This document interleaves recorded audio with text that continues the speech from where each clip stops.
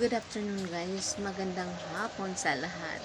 Maulan pa rin ang mga hapon natin guys kasi nandito pa rin tayo nakaupo at mamaya pa ako papasok kasi maulan.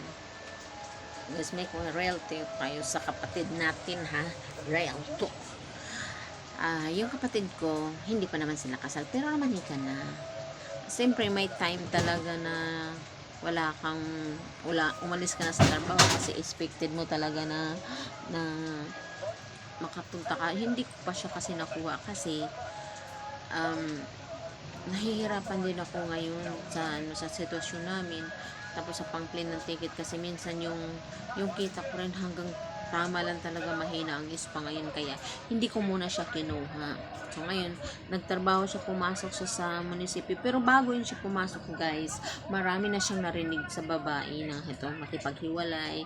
Kasi daw, wala daw siyang pera, walang trabaho, wala daw siyang pinang tao.